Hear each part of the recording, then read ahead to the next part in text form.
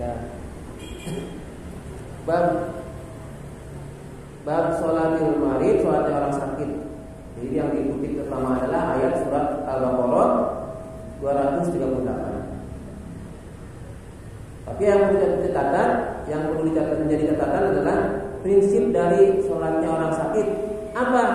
Yaitu orang sakit tidak dicabut kewajibannya untuk sholat, tapi mendapatkan keringanan atau rukhsah, beberapa keringanan atau rukhsah. Maksudnya apa? Meskipun seseorang itu sakit, tetap dia wajib untuk sholat. Hanya saja dia mendapatkan beberapa keringanan atau rukhsah dalam pelaksanaan sholat syariatnya. Yang tadi saya sebutkan, sholat syariatnya itu ada rukhsahnya. Kalau hatinya tetap, jadi ada keringanan-keringanan. Saya intermezzo dulu ini. Saya dikabari kemarin, ini kejadian nyata ya. Barangkali di sini juga ada yang tahu, ada yang di Grojogan itu ada yang meninggal sekitar tanggal 12, jadi malam Selasa, malam tanggal 11 atau 11 September. Ada yang tahu ceritanya? Sholat Isya. Jadi namanya, ini orang baik ya, saya sebut namanya Pak Mareno almarhum. Pak Mareno itu rumahnya dekat Pak Supi. Pak Supi itu yang punya andong di Grojogan. Kalau dari Masjid Al-Amin, Baitul Amin ke timur sedikit mentok nanti ke utara, yang belokan itu Pak Mareno. Kalau Pak Supinya itu kan yang jahit. Pak Mareno itu gampangannya kalau dari perempatan Grojogan ke timur nanti ada belokan ke arah Grojogannya itu ada angkringan Habibie atau apa itu.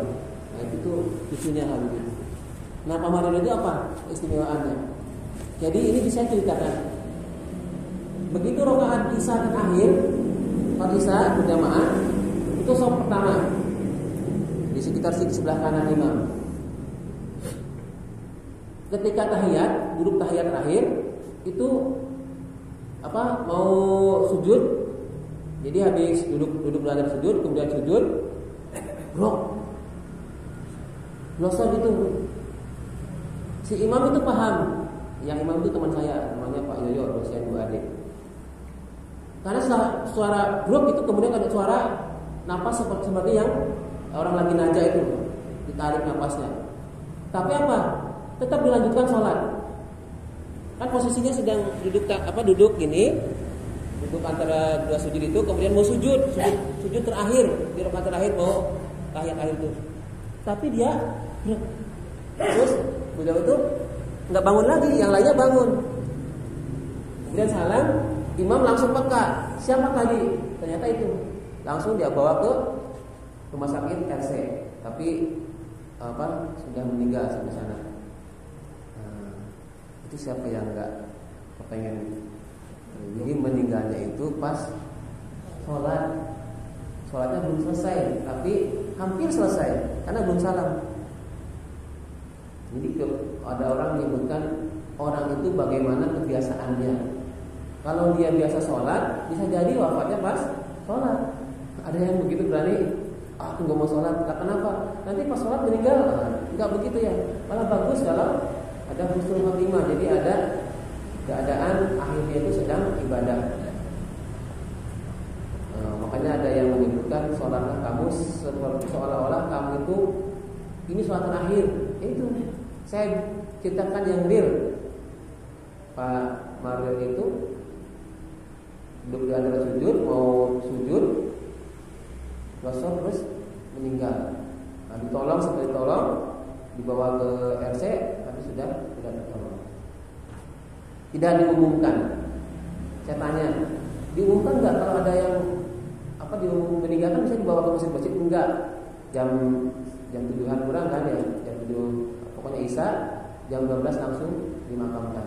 Malam itu juga. Ada yang tahu itu informasinya lebih detail mungkin ya, karena saya diceritakan Pak Mariono namanya. Saya tahu Pak Mariono karena dulu kan saya di Grojogan ya, di belakangnya Pak Mariono. Ini ibroh ya, pelajaran untuk kita semua. Ternyata ada loh orang yang meninggal ketika sholat. Dulu pernah saya ceritakan bagaimana Bupati Bandung, Wali Kota atau Bupati itu juga sama, setelah sholat Jumat, setelah khutbah Jumat, kemudian meninggal. Wafatnya pas hari Jumat. Ketika istrinya ditanya apa yang keistimewaan dari AA, itu maksudnya bapak ya, bapak itu apa keistimewaannya? Bapak itu sebelum tidur membiasakan mengikhlaskan siapapun yang menyakitinya. Dicatat siapa yang pernah menyakiti itu, misalnya si Fulan pernah menyakiti, wah pokoknya yang nggak bagus, dia sampaikan, saya ikhlas, saya rela, saya maafkan. Lalu apa? Kalau balas wali kota ini tempat ini meninggalnya sholat Jumat, tugas sholat Jumat, khatib. Nah, jadi beda-beda orang meninggalnya. Kalau juga tadi coba kisah sebelum meninggal itu gimana kerjaannya, jadi mungkin kita bisa mengikuti gitu loh. Oh, nggih. Coba ditanya kalau ada yang tahu. Ada yang tahu nggak lebih detail ceritanya dari awal? Nggih, Pak Mariono itu lebih detail lagi sehari-harinya itu. Oh, nggih. Kalau ceritanya teman saya itu, jadi dia kan biasa di embung itu, apa namanya? Embung itu yang siapa? Lumbang gitu ya, pokoknya itu biasa ya ikan itu ya. Terus dengan Pak Duku lama, Pak Duku pendidikan yang lama. Terus sore itu nambalin motornya yang teman saya itu, terus bilangnya, terus nanti aja besok, rasa saiki wae diambil. Jadi mendekati maghrib, selesai itu nambal bannya, suruh diambil. Nggak usah nunggu besok, diambil. Ayo teman-teman ambil. Terus sholat isya bareng. Nah, di belakangnya persis. Jadi yang nolongin, yang tahu posisi dia duduk dari situ, kemudian glos apa namanya ya, glos itu ya. Jadi sehari sebelumnya sehat biasa, nggak ada yang nyangka. Apakah dia punya penyakit riwayat apa? Tidak ada yang tidak tahu, tidak ada riwayat. Dia biasa aja, normal, sehat. Ya. Jadi yang kelihatan senyum-senyum sehat itu ya ceria. Maksudnya tiap harinya gitu. Kerjaan di mana atau orangnya di mana itu. Gitu. Maksud saya sendiri seakan-akan mungkin kita bisa mengikuti dia. Gitu. Kalau saya kenal bukan itu ya, nggak begitu enggak. Tapi yang jelas suka sholatnya, memang suka sholatnya untuk sholat itu ke masjid. Ke masjid ya. Ada yang mungkin yang temennya namanya Pak Mariono. Oke, saya tahu ingat orang itu gitu, tapi nggak begitu akrab ya. Karena kan, jadi sehari-harinya itu apa namanya, tambal ban, terus servis mesin traktor itu kelas-kelas. Yang saya tahu pas saya di Grojogan ya, tambal ban itu. Buktinya sholatnya ya, kalau pas di masjid ketemu. Tapi kan saya dulu jarang di masjid Al-Baitul Amin ya, karena di sekolah SD Bodol kan pulangnya sore terus. Maghrib sudah saya di luar, kadang di sholat di sana. Itu ya, jadi mohon maaf saya tidak tahu lebih detail.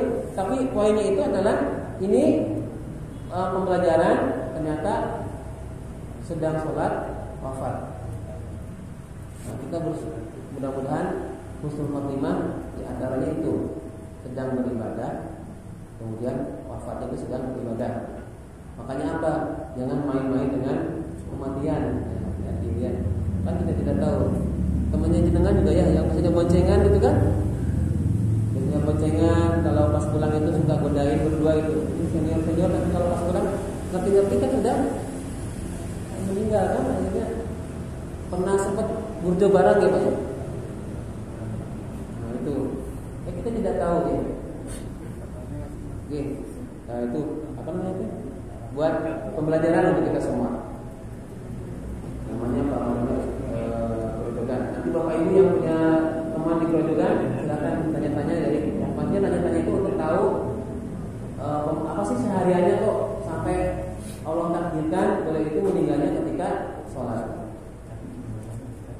Udah ya. Itu tadi intermezzo aslinya. Salat orang sakit. Jadi ada hukumullah, setiap kita itu pasti ada jatah sakit. Agak mendengung ya. Setiap kita itu pasti ada jatah sakit. Ya ringan, mau yang sedengan atau yang parah. Kalau sekedar flu mungkin enggak begitu ini ya.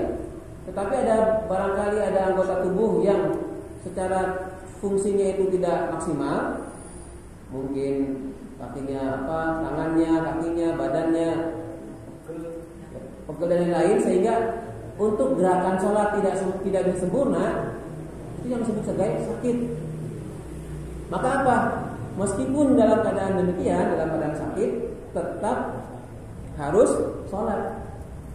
Lalu sholatnya bagaimana? Nah, ini keistimewaannya dalam agama Islam. Allah itu memberikan keringanan. Jadi prinsipnya sakit tidak menggugurkan kewajiban untuk sholat.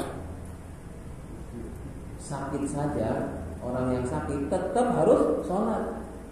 Ini maksudnya ini alhamdulillah tidak termasuk golongan orang-orang yang main layangan. Ya. Maghrib masih layangan.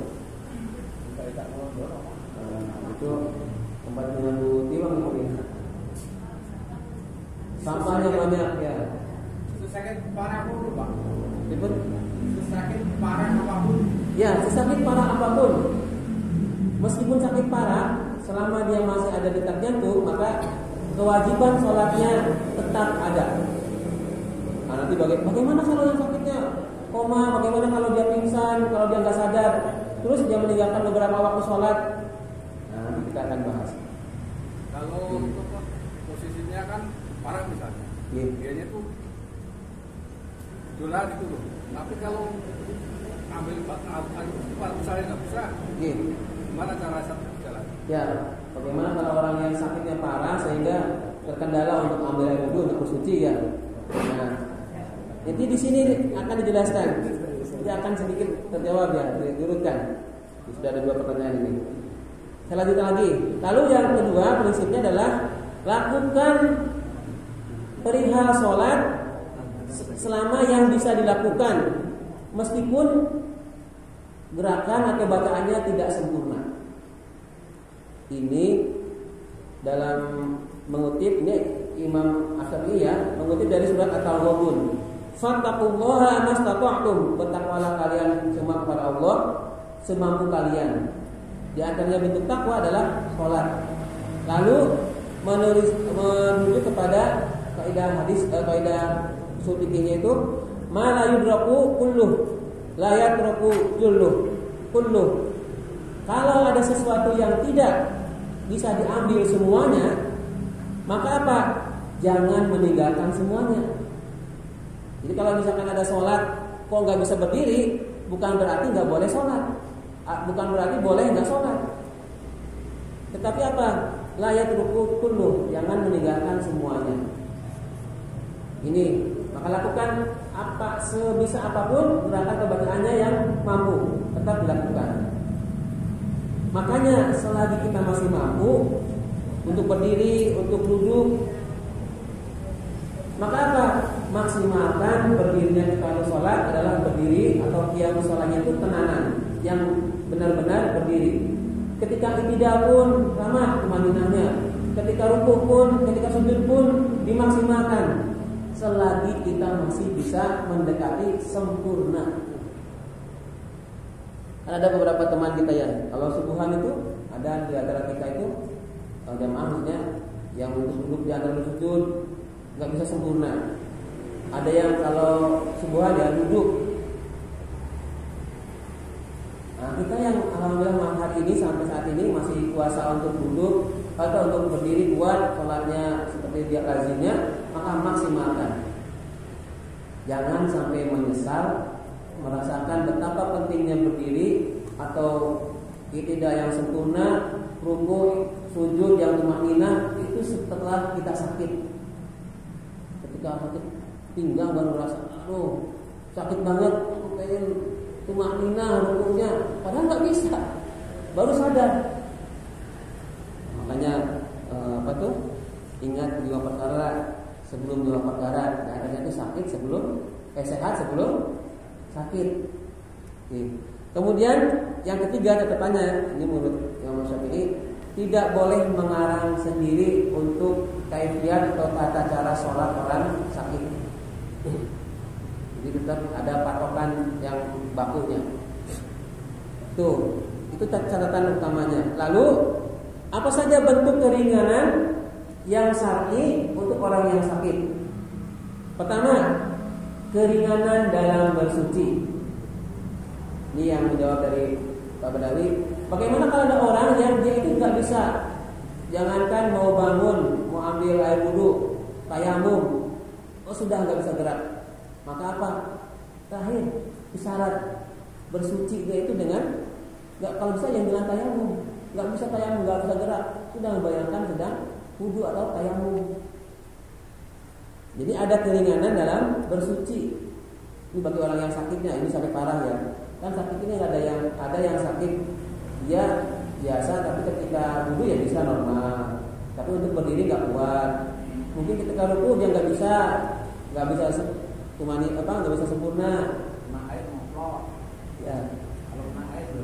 Ya, atau ada orang yang kalau kena air kedinginan atau malah penyakitnya tambah parah misalnya.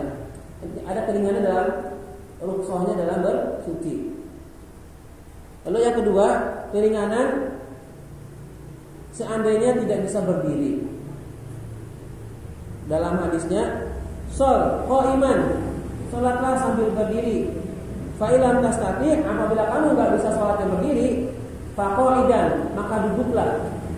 Fa ilam tastati, apabila kamu enggak bisa sambil duduk salatnya, fa ala janbik, maka lakukan di atas lambungmu. Artinya berbaring. Jadi kalau nggak bisa berdiri, duduk. Nah duduknya bagaimana? Mau duduk seperti ini boleh, mau duduk iftiros, mau duduk tawarruk, silakan. Lalu bagaimana untuk gerakan ruku, i'tidal, sujud? Yang menjadi patokannya antara ruku dengan sujud, yaitu apa? Sujud lebih, kalau misalnya dia duduk maka membungkukkan kepalanya itu lebih dalam lagi, lebih ke bawah dibandingkan ruku. Bagaimana kalau pas fa'ala jambika, ketika di atas lambung berbaring, ini terlentang. Terlentang kan ngerti ini kan terlentang. Bagaimana kalau gitu wudhu sujudnya? Ayo. Bagaimana? Kan nggak bisa bangun. Hati yang merasakan ini sujud. Nah, makanya Imam Syafi'i tadi mengutipnya itu hafidhu ala sholawat wa sholatil wusta. Jadi ada tadi saya sampaikan sholat batin, sudah mentok banget. Saya praktekkan ya, ini adegan kalau pas sholat sambil berbaring, telentang. Kakinya ini, kepala di utara ya. Gini. Kalau pas mau sujud dan i'tidal, tangan kalau pas i'tidal kan tangannya ke sini kan? Maka ruku gini. Begitu sujud lebih tinggi lagi. Pak, nggak bisa, saya mau gini nggak bisa, nggak kuat. Tadi pakai apa? Waslatil wusta. Kamu dengan membayangkan ini saya sedang sujud. Tapi bukan berarti bayangan, soalnya bayangan ya. Oh, baik ini. Ya, jadi ada pembeda antara gerakan ruku dan sujud. Nah, ini penting. Maksudnya fikih praktis tuh ya begini. Yang real sekarang kita sehat.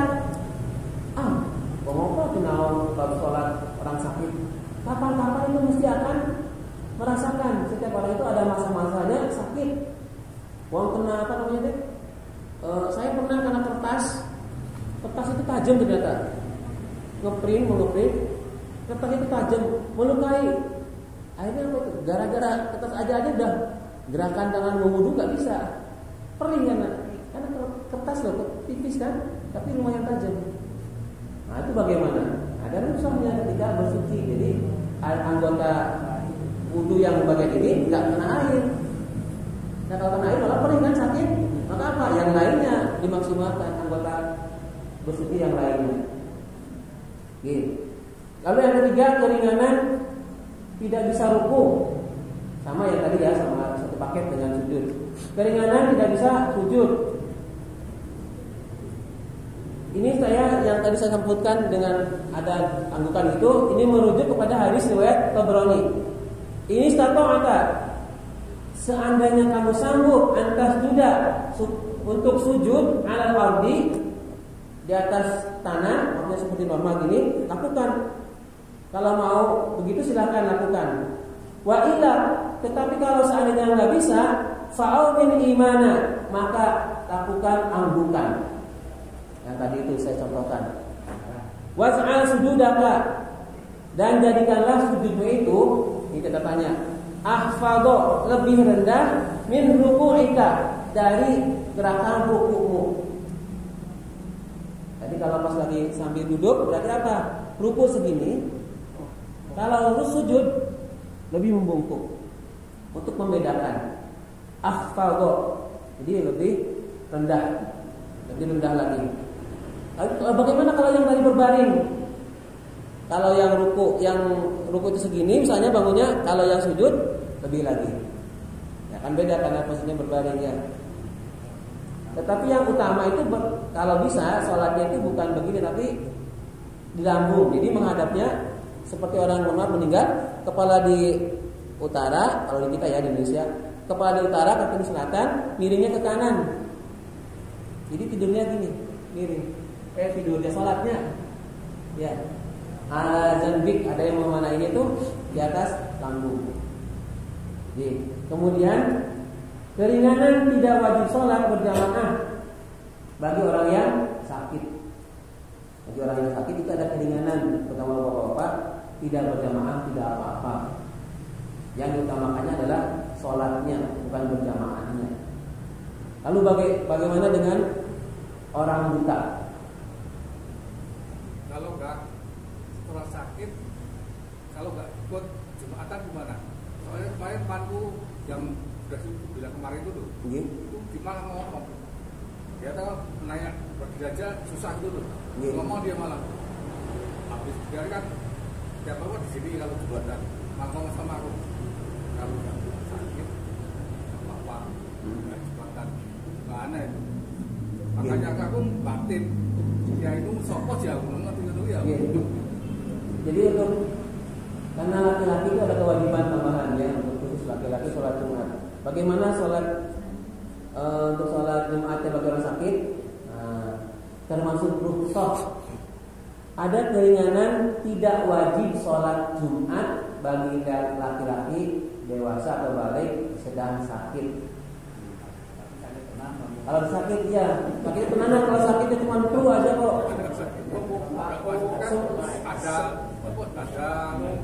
Ada misalnya yang bisa kesini misalnya, bisa bangun misalnya itu. Sekarang aja semua nggak ada sakit aja loh, lihat sakitnya loh. Ya, seandainya ada sendiri atau ada keluarganya bisa membawanya mendatangkan sampai ke masjid untuk sholat Jumat, maka lakukan. Seandainya tidak, ambil rukhsah dari syariat Islam.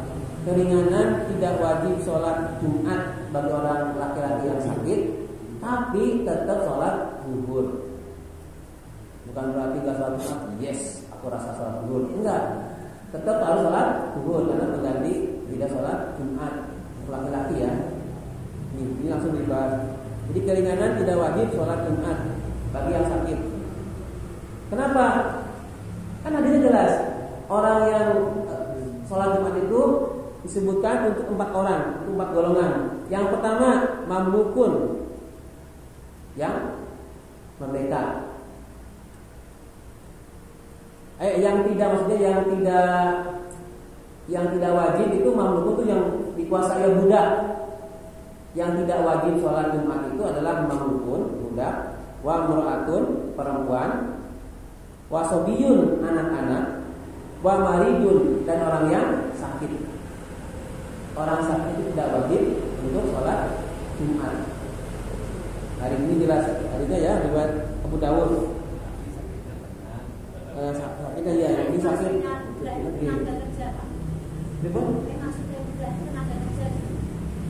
Budak. Nah ini kalau budak sekarang sudah bukan tenaga kerja ya, itu zaman dulu. Jadi yang mamluk pun saat ini sudah tidak berlaku di sini di Indonesia. Tenaga kerja itu bukan budak. Nah, meskipun dulu ada beberapa kejadian di sekapnya Jakarta itu, bagaimana mamluk pun itu adalah budak itu zaman dulu. Penguasaan orang itu dikuasai, bisa dijual-belikan. Kalau sekarang sudah tidak. Dia misalkan itu ibu rumah tangga atau bekerja di rumah seorang, itu bukan budak. Jadi dia tetap bisa dia untuk sholat Jumat untuk laki-laki. Bagi perempuan? Perempuan itu tidak wajib sholat Jumat. Soalnya kemarin tempo hari kan saya udah bareng-bareng. Perempuan ikut Jumatan. Kan. Tapi itu seakan-akan bilang kan sunat kan. Nah itu wajibnya kan belum. Dia terus ikut suruh imami yang Jumatan lagi panutan kubur. Jadi ikut Jumatan tapi itu dulu. Itu di waktu itu di rendeng kalau saya itu. Nah ini betul itu. Dulu juga pernah kan, kalau bagaimana kalau ada sholat Jumat itu dia sholat dulu lagi. Ingat nggak pas bagian sholat Jumat dulu itu saya sampaikan. Itu tidak ada contohkan oleh Nabi. Kalau sudah sholat Jumat sudah ada sholat zuhur. Tapi kan perempuan kan nggak wajib kan sholat Jumatnya. Kan zuhurnya kan wajib. Yang zuhurnya wajib. Ya yang diwajibkannya itu adalah laki-lakinya. Nah perempuan sholat Jumat itu tidak wajib. Kalau mau mendengarkan khutbah ya silakan, tapi harus terpisah. Soalnya waktu itu betul-betul aku bareng itu. Jadi ikut betul-betul, tapi habis itu dia sholat zuhur lagi. Tapi yang mami yang tadi yang nah itu berarti yang sifatan cowok. Si bapak ini kalau bapak ketemu ini ya, atau jangan melakukan adegan itu. Bapak-bapak ini kalau sudah sholat Jumat sudah nggak usah sholat zuhur, baik sendiri maupun jadi imam. Tapi kalau perempuan jadi nggak perlu ganti. Apanya? Misalnya sholat Jumat tadi. Nah, kalau yang saya pahami itu adalah perempuan tidak dikenakan untuk sholat Jumat. Bagaimana kalau dia ikut sholat Jumat? Dia belum ikut sholat, dia tidak bisa sholat. Yang saya pahami. Bandung tuh Pak, ya tahu saya, sudah sholat Jumat jadi sudah nggak ganti itu, dan di Mekah itu kebanyakan ya sholat Jumat ikut, tapi ya nggak ganti. Ya. Bagaimana Pak? Dan sudah itu jadi. Saya merujuknya ke kitab Al-Um itu untuk sholat Jumat ya. Jadi perempuan tetap tidak dikenakan untuk sholat Jumat. Artinya apa? Akan jadi sia-sia karena di sini wa'amra'atun perempuan itu tidak diwajibkan sholat Jumat. Nanti ibu jangan ikut-ikutan ya, nggak usah sholat Jumat. Memang di beberapa tempat ada yang ikut sholat Jumat. Kemudian yang ke 42 ini, udah mau habis ya? Empat lagi. Buat 2 menit lagi nih. 2 menit. Nah ini, bolehkah orang yang sakit menjamak sholat? Apakah boleh orang yang sakit itu menjamak sholat? Maksudnya sholat zuhurnya itu dilakukan di pada sholat asar, sholat asarnya dilakukan pada sholat zuhur atau maghrib atau isya. Menurut Imam Syafi'i itu menjamak sholat ya boleh. Wa ma ja'ala 'alaikum fid dini min haraj, dalam surat Al-Hajj ayat 78. Dan tidaklah dijadikan agama untuk kalian itu menjadi kesulitan. Ini yang dikutip oleh Imam Syafi'i. Surat Al-Hajj 78. Saya ulangi lagi. Bolehkah orang yang sakit menjamak sholat fardunya? Menurut Imam Syafi'i boleh. Bolehkah orang sakit mengqashar sholat? Menurut Imam Syafi'i tidak diberikan keringanan untuk mengqashar atau meringkas sholat bagi orang sakit. Karena qashar itu kemarin saya sampaikan khusus untuk yang musafir, untuk yang melakukan perjalanan qashar. Lalu bolehkah orang yang sakit menjadi imam orang yang sehat? Boleh. Tetapi umumnya kalau yang sakit yang mau ngalah atau nggak salah maksa jadi imam, yang sehat jadi imam. Sehat aja banyak. Yang sehat banyak, maka yang sehat dulu jadi imam. Dunia ada nggak sempurna mau imam. Lalu bagaimana orang buta? Mengapa orang buta tetap wajib sholat berjamaah? Bukankah dia termasuk orang yang cacat? Ini beda antara orang buta dengan orang yang sakit yang akan saya jelaskan. Orang yang buta itu dia kan, maaf ya, ada keterbatasan atau kekurangan di dalam pandangan. Yang lainnya kan masih kuat, jalan masih kuat, pendengaran masih. Maka apa? Kata Nabi kan, ada yang sahabat yang bertanya, kalau Rasul saya itu pengen keringanan, saya kan buta, gimana untuk sholat? Ya nggak apa-apa kata Rasul. Begitu si orang ini baik lagi mau jalan, Rasul tanya lagi, kamu dengar ada enggak? Bisa dengar ada enggak? Bisa. Oh kalau gitu kamu wajib sholat jamaah. Jadi orang buta saja itu tetap diminta untuk sholat jamaah. Apalagi yang tidak buta. Sempurna. Yang alhamdulillah sempurna. Silakan bertanya. Ini baru ya? Sampingnya tadi.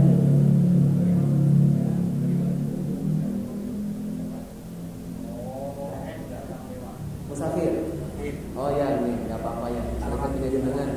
Saya kalau ada yang baru kan saya pertelangi makanya di siapa ini ya? Saya ingat. Saya baru nulis. Sabun? Kalau di rumah sakit itu Pak, Nggih. rumah sakit kan biasanya apa tuh pakai tidur itu kan nggak menghadap sholat. Iya. Nah, sholatnya kalau tidak menghadap Oh iya. Tadi kan bagaimana kalau sholatnya tidak menghadap kiblat tidak apa-apa. Ya, karena kalau dipaksakan pada putar lanjang, ya tempat itu jadi putar, merah ribet. Gitu. Anda ibu ada ya? Oke, kita akhiri dengan bersama-sama doa kafaratul majelis.